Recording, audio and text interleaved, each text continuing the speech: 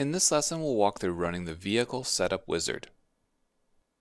After completing this lesson, you'll be able to identify your flight controller, calibrate the gyro, calibrate ESCs, and finalize the setup.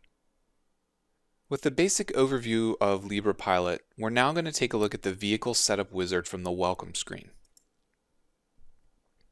So you'll get a lot of prompts along the way that tell you exactly what to do. So in most cases, you won't need to follow along with this video. But in case you run into any specific issues with our configuration, I want to make sure that you have this as a resource. So you'll notice the first thing is the big red warning that tells you you must remove all propellers.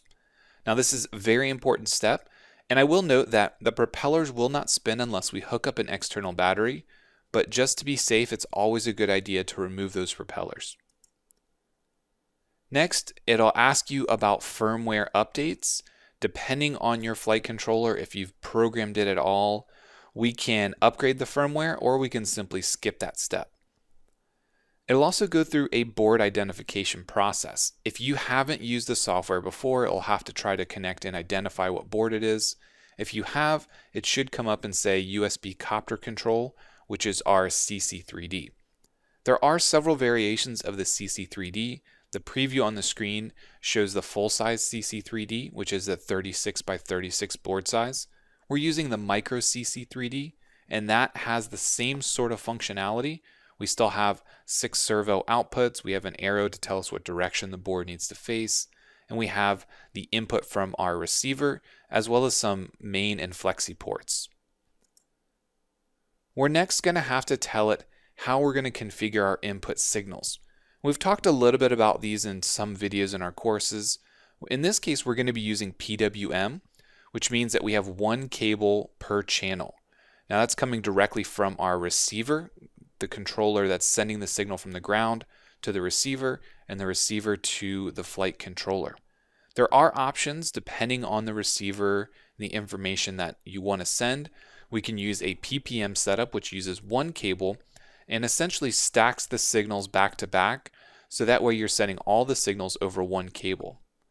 There are also some other options such as S-Bus, using Spectrum, as well as the SRXL, but in our case, again, we're keeping it very basic so we can understand PWM, one signal, one wire, and that way it's very easy and very straightforward to understand what signals we're sending and where they're going. Next, we need to tell the software exactly what type of vehicle we're designing. A multi-rotor can be 3, 4, 5, 6, 7, 8, multiple blades, multiple motors. We also have the option to do fixed wing, helicopter, or surface vehicles. So once we have determined what our configuration is, our specific configuration is going to be a Quadcopter X, but notice that we can also do a multi-rotor with a quadcopter in the plus orientation, a hex. We can do a hex in the X or H orientation, and then there's also a Y6 orientation. So in our case, a pretty standard configuration for Quadcopter X, and this is important because we need to note the direction that all the motors are spinning. It's very important to make sure that the software can understand what kind of control it has, and the direction of the arrow on our flight controller. When we hit next, we have to determine which ESC refresh rate or hertz rate that we're going to be using.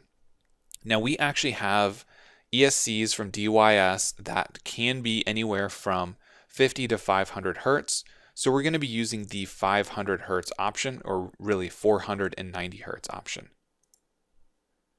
Next, there is a connection diagram. If we click on this, it'll open the image. It shows the orientation of the propellers, and it shows you exactly which number and which propeller that goes to.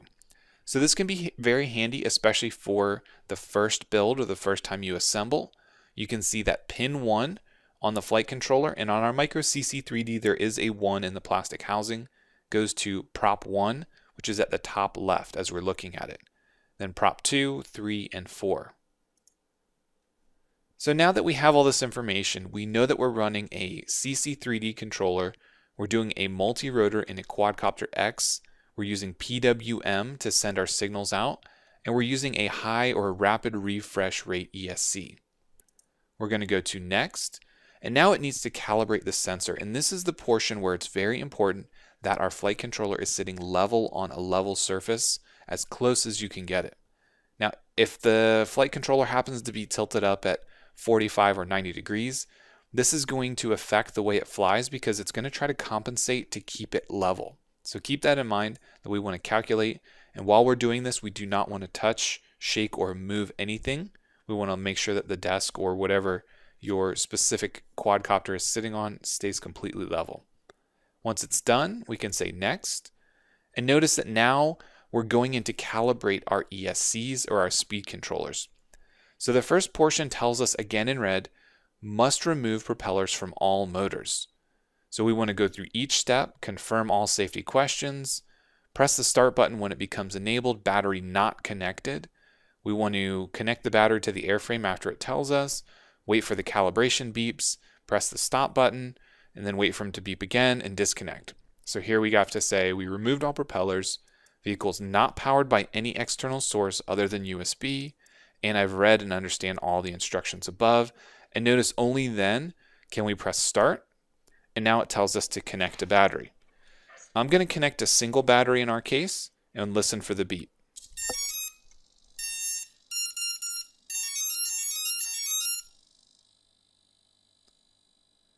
Once we've heard all the beeps and everything's been configured, we hit stop.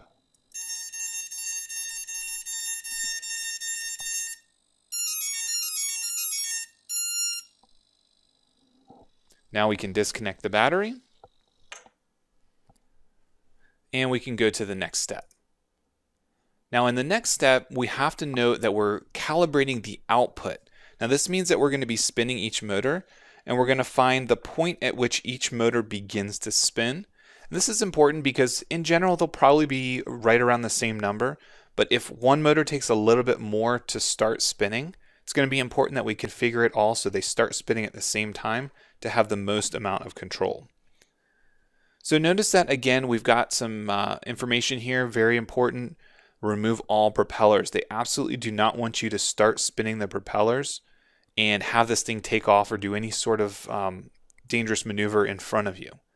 So you notice that we also have, depending on what vehicle we selected, both motors, controllers, ESCs, and the servos are controlled directly by the flight controller, have to be calibrated. So we're going to hit next. And in this case, in order for us to do this, we're going to have to re-hook up the battery. So the motors are not going to spin until we have external power. So once we have the battery power hooked up, we'll hit start, and we'll start to address the slider and move it until your motor starts to turn in a stable manner. Once we're done with that first one, we can move on to the next one, hit start.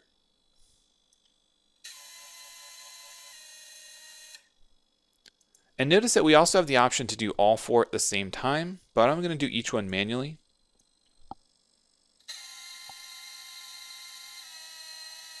I'm also looking to make sure that the correct motor is spinning to ensure that I have the proper connections with my flight controller from each ESC.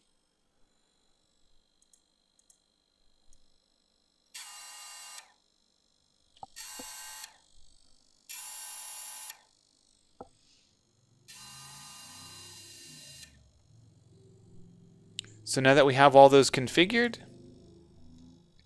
we now need to determine which vehicle we want to use.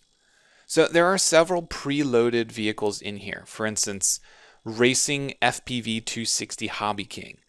Now there are some things that we want to make sure that we understand in here. When we take a look at some of these options in here, notice that this one says race, this one says stock, and notice that the difference in some of the options here, 12 amp ESCs, while this one has 12 amp ESCs. We can use current tuning, and you'll notice that this option will use the current tuning settings on the controller. If you haven't configured it before, then you want to go through and pre-configure it. But as we look through here, there are options such as a generic Quad X. There are some other ones. And in general, you want to take a look at what each of these has in terms of options. Notice this one has a 4-cell battery, 18 amp ESCs, a specific motor, a 2206, which is really close to what our motor is. And the size is 240 to 260. There are also some Hobby King ones in here, And notice again the size, and this one's 320, this one's 250. The max weight on this one is 410, so it's pretty light. And we really want to just go through these options and figure out which one is closest to your build. Now in my case, I'm going to use current tuning, and I'm going to say next. And then we can save this to your, in this case, your flight controller. We'll say save. It'll push all those settings, and then it'll reboot this, and it'll take up to a minute. So at that point, our flight controller is completely set up and configured based on whichever quadcopter design you chose and all your settings. Next thing we want to do is we want to set up our transmitter.